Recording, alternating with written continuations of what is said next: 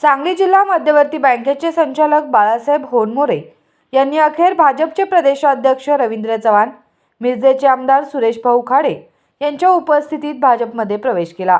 त्यांच्या पत्नी अस्मिता होनमोरे यांनीही भाजपमध्ये प्रवेश केला। यावेळी बेडग जिल्हा परिषद मतदारसंघातील सर्व पदाधिकारी, नेते उपस्थित होते। नेमके प्रवेशाचे कारण काय आहे हे होनमोरे यांनी बोलून दाखवले।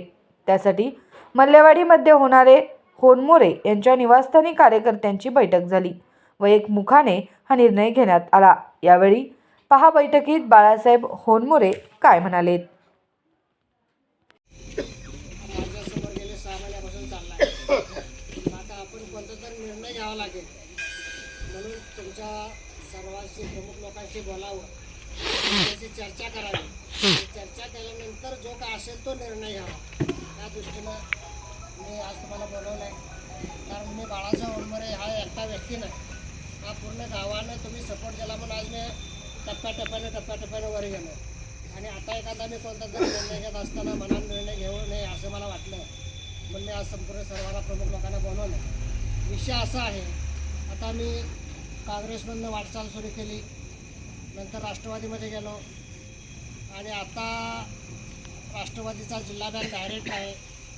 कोणत्या नेत्यानं मला काही कमी दिलेलं नाही, खूप जिथं जाईल तिथं मला चांगली संधी दिली। कुठल्या नेत्यांच्यावर मी नाराज नाही, पण आता ज्यावेळेला माझे आमदारकीचं तिकीट गेलं त्यावेळेला 2019ला आपल्या सर्वांना माहीत आहे की अगदी थोड्या मतामध्ये मी गेलो। मला आघाडीचं तिकीट जर हात किंवा घड्याळ त्यावेळेला असला तर आपण निश्चित विजय झाला असतो। या अडचणी दिलं तो आघाडीचाच अधिकृत उमेदवार होतो, पण आघाडीचा उमेदवार असताना सुद्धा दादा आपल्या प्रचारासाठी कोणी आलं नाही।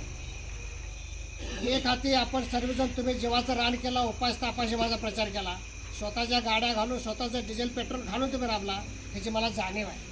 तरी वरचे राजकीय नेते कोण आले नसल्यामुळे आपला पराजय झाला। त्यावेळेनंतर संपूर्ण विधानसभा मतदारसंघ मिरजेतले लोक म्हणत होते 2024ला बाळासाहेब होनमोरे निवडून येणार आणि बाळासाहेब होनमोरे आमदार होणार। हे 2024पर्यंत इलेक्शन लागेपर्यंत लोकांच्या डोक्यात तेच होतं, पण काय झालं मला माहीत नाही। प्लॅनिंग का कोणी बदललं नेत्याने आमच्या माहीत नाही, आणि त्यांनी आपलं मिरजला राष्ट्रवादीला किंवा काँग्रेसला तिकीटच घेतलं, शिवसेना सोडलं आणि मला पुन्हा म्हणते तुम्ही शिवसेनेतनं राहा। मला मुंबईला बोलून घेतलं आणि पुन्हा शिवसेनेतनं राहावं म्हणलं। मग माझी काय मानसिकता झाली नाही, कारण 3 वेळा पडून पुन्हा आणि घरं शेतं विकून पैसे भागवायचे आमची काय मानसिकता नव्हती, म्हणून मी ते तिकीट नाकारलं। आणि तिकीट नाकारल्यानंतर मी माझ्या उद्योगात लागलो आणि मी खाऊन पिऊन सुखी आहे। मी घरातनं बाहेर नाही पडलो तर 1-1.5 लाख रुपये मला येणार, शेती आहे, घर आहे, बंगला आहे, गाड्या आहे, मी सगळं समाधान आहे।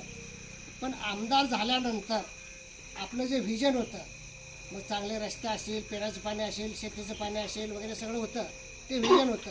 आणि त्याचबरोबर एक चांगले उद्योगधंदे करून आपल्या लोकांच्या हाताला काम द्यायचं हा एक आमचं व्हिजन होतं।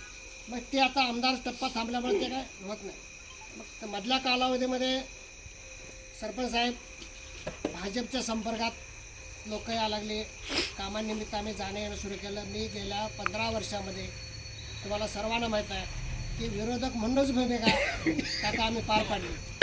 कधी आपले आमदार सुरेश भाऊ खाडेंच्याकडे मंगल्याकडे गेलो नाही, कधी त्यांना 1 रुपयाचं काम मागितलं नाही।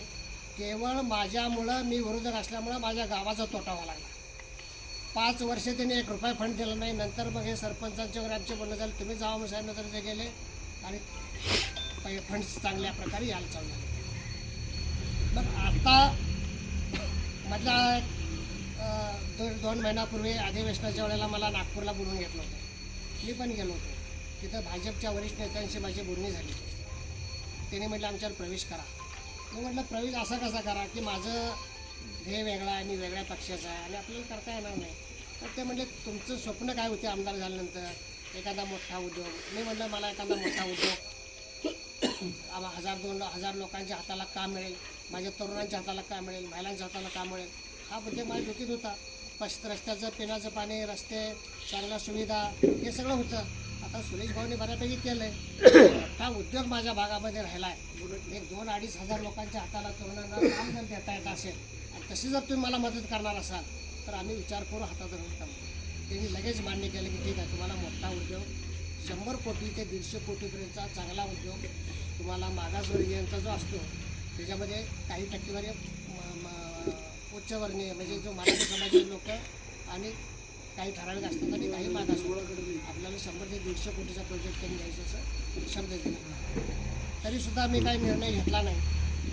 आता समोर लगेच महानगरपालिकेचं इलेक्शन आली, जिल्हा परिषद पंचायत समिती आल्या. आता मला तगार लागला की तुम्ही काहीतरी निर्णय घ्या. आमचे नेते जयंत पाटील साहेब असतील, विशाल पाटील असतील किंवा बाकीचे विश्वजित कदम असतील, त्यांनीसुद्धा किंवा घोरपडे सरकार असतील, त्यांनीसुद्धा माझ्या मागे लागलेत की आघाडी तिकीट घ्या, पंचायत समितीमध्ये तुमच्या मिसेसला उभा करा, जिल्हा परिषद बेडगला आपण सगळेजण मिळून एकत्रित निर्णय निवडून आणू आणि तुम्हाला मी निवडून आणू. भाजपवाले म्हणायला लागलेत की आमच्याकडे तुम्ही तिकीट घ्या, सत्ता आमची येणार आहे, तुम्हाला भविष्यामध्ये चांगले फंड्स मिळतील, तुम्ही सांगितलेले उद्योग निर्माण होतील आणि जिल्हा परिषदमध्ये कुठे संधी मिळेल. मग मी माझी पण दुधा मनस्थिती आहे. त्यामुळे मी म्हणलो स्वतः निर्णय घेतो. आपण काय करूया, उभा राहायचं का नाही राहायचं. नाही राहिलं तरी मी समाधान आहे. तुम्ही म्हणा तुम्ही गप बसा, आमचा निर्णय गावाचा निर्णय आहे का, मला गावाचा निर्णय ऐकायचा. गावाने जर सांगितलं बाळासाहेब तुम्ही जिथं आघाडीमध्ये आहे तिथं शांतपणे आघाडीमध्ये काम करत राहा आणि पाठीशी आहे, मी आघाडीमध्येच राहणार, आघाडीमध्येच आपण काम करत राहू. राजकीय माझं काही हो, गावासाठी मी गाव म्हणून ते जाईल. तुम्ही म्हणला